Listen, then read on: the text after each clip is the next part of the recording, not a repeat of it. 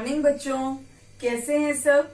आशा करती हूँ सब बहुत अच्छे से होंगे और अपनी ऑनलाइन स्टडीज को भी बहुत अच्छे से कर रहे होंगे। बच्चों, आज जिस आप अध्याय को पढ़ने जा रहे हैं वह क्या है? वह एक कविता है जिसमें एक बच्चा अपनी माँ से प्रश्न कर रहा है। जैसे आप लोग भी कभी कभी अपने मम्मी पापा से बहुत सारे प्रश्न पूछते हैं ना किसी चीज को देखकर, तो ऐसे ही इस कविता में एक छोटा बच्चा अपनी माँ से सूरज के बारे में पूछ रहा है कि माँ, ये जो सूरज है जो हमारे जीवन में रोशनी लाता है, हमारे जीवन से अंधकार को दूर कर देता है, तो ये रोज कहाँ चला जाता है और रोज सवेरे ये फिर से आ जाता है। तो इन सब बातों के बारे में वह बच्चा अपनी माँ से पूछ रहा है। तो आइए पढ़ते हैं इस कविता को। तो चलिए शुरू करते हैं। पाठ 11, सूरज क्या सिखलाता है। इस कविता से हमें निरंतर कार्य करते रहने की प्रेरणा मिलती है। तो इस कविता में बच्चों कवि हमें लगातार कार्य करने की शिक्षा दे रहा है। हमें सूर्य की भांति समय पर जगकर आलस्य भगाकर निष्ठा तथा विश्वास से कार्य करना चाहिए और रात में समय से सो जाना चाहिए। तो कवि क्या कह रहा है कि हमें सूरज से प्रेरणा लेनी चाहिए, सीखना चाहिए कि हमें आलस्य छोड़कर समय पर उठना चाहिए और दृढ़ता और भरोसा रखकर अपने काम खत्म करके रात में समय से सो जाना चाहिए, है ना। तो चलिए बच्चों, अब कविता को पढ़ते हैं। और कविता को कैसे पढ़ते हैं बच्चों? थोड़ा सा लय में। और प्रस्तुत कविता क्या है? ये माँ और पुत्र के मध्य संवाद है। माँ और पुत्र के बीच बातचीत है ना। तो जो कविता के रूप में है। पुत्र: माँ, ये मुझे बता दो सूरज नित्य कहाँ जाता है, क्यों होते ही प्रातः पुनः नव पथ पर आ जाता है। पुत्र अपनी माँ से क्या कह रहे हैं? क्या कह रहा है पुत्र? पूछता है कि माँ, सूर्य नित्य, नित्य मतलब रोजाना, पुनः मतलब फिर से, और पथ मतलब रास्ता। अपनी माँ से पूछता है कि सूर्य रोजाना कहाँ चला जाता है और सुबह होते ही फिर से आकाश में क्यों उगाता है, क्यों चमकने लगता है। माँ: बेटा दिन भर चलते चलते जब दिन कर थक जाता, करता तब विश्राम, सवेरे आते हुए सिखलाता। माँ बेटे को समझाते हुए कह रही है कि बेटा, कि जब दिन भर चलते चलते दिनकर यानी सूर्य और विश्राम यानी आराम। तो माँ बेटे को समझाते हुए क्या कह रही है? बेटा, जब दिन भर चलते चलते सूर्य थक जाता है तब वह विश्राम करता है, यानी रात को आराम करता है, और सुबह फिर उगाता है और हमें ये सिखलाता है, करो शक्ति भर काम की जब तक मैं नभ में चलता हूँ, सो जाओ चुपचाप रात में जैसा मैं करता हूँ। क्या सिखलाता है?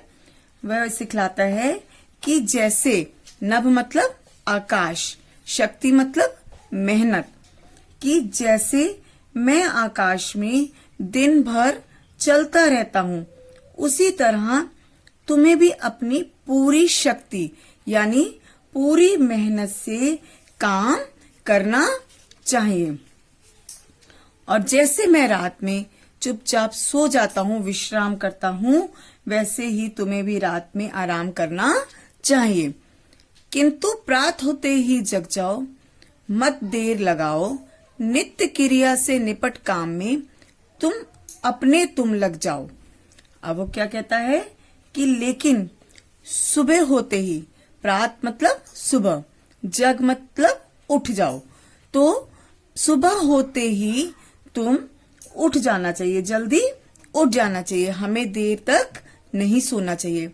बच्चों, देर तक सोना एक अच्छी आदत नहीं है ना, तो हमें क्या करना चाहिए? सुबह समय पर उठना चाहिए। नित्य क्रिया से निपट काम में अपने तुम लग जाओ, मतलब अपने दैनिक कार्यों से, अपने दैनिक कार्य करके अपने अन्य काम हमें समय पर शुरू कर देने चाहिए। अपने समय को व्यर्थ नहीं गंवाना चाहिए। अब क्या पुत्र पूछता है? पुत्र, माँ दिनकर सा ही जब डटकर मैं भी काम करूंगा, क्या वैसा ही ऊपर उठकर मैं भी चमक सकूंगा? अब पुत्र अपनी माँ से क्या पूछता है कि जब मैं सूर्य की तरह उठकर खूब डटकर खूब मेहनत से काम करूंगा, तो क्या मैं भी सूर्य की तरह ऊपर उठकर चमकूंगा? माँ, बेटा जब तुम काम करोगे तन मन हृदय लगाकर, अपने में विश्वास जमाकर, भय आलस भगाकर, यश पाओगे, सुख पाओगे, विजयी कहलाओगे। विश्वास मतलब भरोसा, यश मतलब प्रसिद्धि, विजयी मतलब जीतोगे, है ना, जीतने वाले।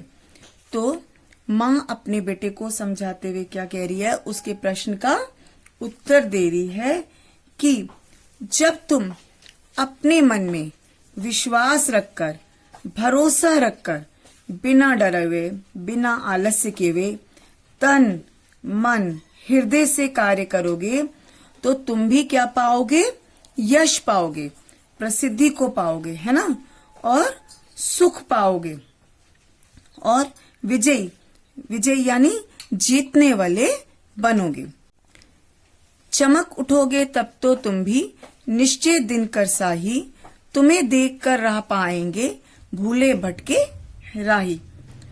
तो तुम्हें देखकर भूले भटके लोग, राहगीरों को भी रास्ता मिलेगा, अर्थात दूसरे लोगों को भी मेहनत से कार्य करने की प्रेरणा मिलेगी, जो अपने जीवन से रास्ते को भटक चुके हैं। इस प्रकार बच्चों, आपको इस कविता से क्या प्रेरणा मिल रही है, क्या शिक्षा मिल रही है? कि हमें आलस्य नहीं करना चाहिए, है ना। आलस्य करने से हमारा बहुत सा काम अधूरा रह जाता है, और हमें अपना हर काम समय पर करना चाहिए, तभी हम एक सफल नागरिक बन सकते हैं, है ना। तभी तो हम एक अच्छे नागरिक बनेंगे। तो अब आपको क्या करना है? अब आपको इस कविता को बहुत अच्छे से पढ़ने का अभ्यास भी करना है, और अपने सारे काम समय पे भी करने हैं, ठीक है, और आलस्य नहीं करना है। Thank you.